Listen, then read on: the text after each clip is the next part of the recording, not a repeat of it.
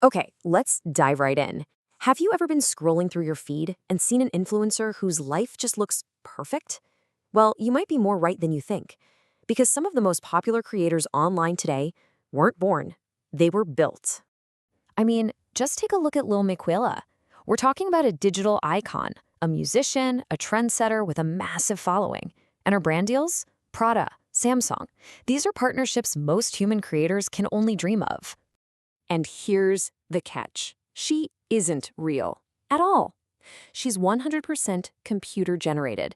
And she's not alone. She and a growing number of others are part of this exploding multi-billion-dollar industry of virtual personalities.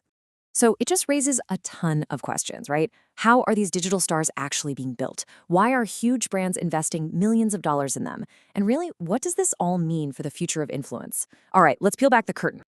Okay, first things first, we need to get a handle on what these AI influencers actually are. So, an AI influencer isn't just some cartoon character. It's much more than that. Think of it as a carefully crafted digital person, designed from the ground up to build a real community and, of course, to influence what we buy. This whole thing isn't exactly brand new, but the pace it's moving at now is just incredible. It kind of started with pioneers like Lil Miquela. Then it evolved with these hyper-realistic digital models like Shudu. And now it's gotten so big that platforms like Meta are literally creating new rules just to keep up. So the big question is, how are these digital personalities actually made? Well, it's probably more accessible than you think. It really breaks down into a few key steps. Creators start by picking a niche, like fitness or finance. Then they use these incredibly powerful AI tools to generate a realistic image from just a simple text description. And finally, they bring them to life, animating them and giving them a voice for video content. Now get this. What you're seeing here is an actual text prompt used to create one of those unbelievably realistic images. It's all about the detail in the description. You are literally writing a person into existence. It's kind of wild. And this really shows the huge strategic shift that's happened. See, the first wave of these virtual influencers, that was all about a glamorous lifestyle.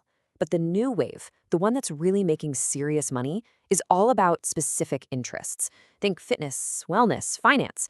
They're creating these super niched influencers for dedicated audiences who are there for the topic, not just the personality. Which, of course, brings us to the money.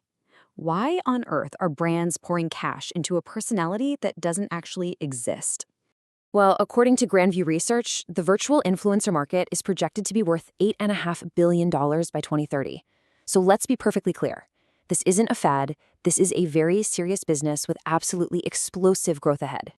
For brands, the appeal here is crystal clear. They get total control over the message. No off-script scandals, no problematic pasts coming to light. They can also create content at an incredible speed and scale it globally. And right now, there's just a huge novelty factor that gets everyone talking. And the ways they're making money are pretty diverse. It goes way beyond those big brand deals. A lot of these niche influencers are making an absolute killing with stuff like Amazon affiliate marketing.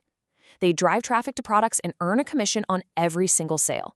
Some are pulling in hundreds of thousands of dollars promoting a single product, a product they have never even touched. But it's not exactly the Wild West out there. As the money gets bigger, so does the scrutiny. And that has led to a pretty complex web of rules. The biggest challenge they face is this thing called the authenticity gap. People are naturally skeptical.